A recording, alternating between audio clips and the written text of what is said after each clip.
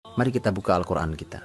Perlu kita ketahui bahwa Al-Quranul Karim terdiri dari lebih dari sepertiganya adalah kisah, sebagaimana disampaikan oleh para ulama Al-Quran. Bayangkan sepertiganya adalah kisah, dan itu adalah sejarah sebelum Rasulullah Muhammad SAW diturunkan pada Rasulullah Muhammad SAW. Apa hikmah besar di balik itu? Sepertiga kisah itulah yang telah membentuk Rasul dan para sahabat menjadi orang yang dihadirkan Allah di muka bumi sebagai kuntum khaira ummah, sebagai generasi terbaik yang pernah dihadirkan Allah di muka bumi. Maka berarti kisah memiliki peran yang sangat amat besar. Kisah inilah yang diturunkan Allah Subhanahu wa Ta'ala di setiap keadaan yang berbeda-beda. Contohnya adalah ketika Rasulullah Muhammad SAW sedang mengalami masa yang sangat sulit, yang belum pernah dibayangkan dan belum pernah dialami sebelumnya. Rasul berdakwah sudah kurang lebih 4 tahun, di akhir tahun 4 kenabian atau di awal tahun 5 kenabian.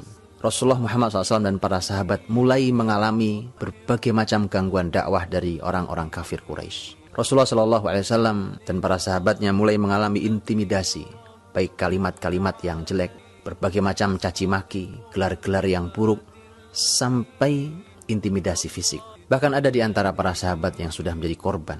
Mereka meninggal dengan cara yang sangat mengenaskan, disiksa oleh keluarganya sendiri, disiksa oleh majikannya, disiksa oleh masyarakatnya. Maka kemudian yang menarik adalah Allah Subhanahu wa Ta'ala tentu tidak membiarkan ini semua.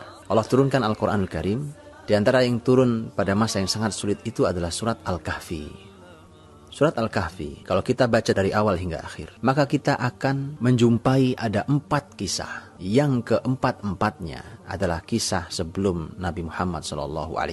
Disinilah nanti Nabi SAW mengambil sebuah pelajaran besar dari sekian pelajaran yang lainnya yang diambil oleh Nabi. Di antara pelajaran besar yang diambil Nabi dari kisah-kisah dalam surah Al-Kahfi adalah bahwa Nabi memerintahkan kepada para sahabatnya yang sudah tidak kuat lagi untuk mempertahankan imannya di kota Mekah agar mereka hijrah ke negeri Habasyah. Dalam kalimat Nabi yang sangat terkenal, hijrahlah kalian ke negeri Habasyah, fa inna fiha malikan la yudlamu indahu ahad.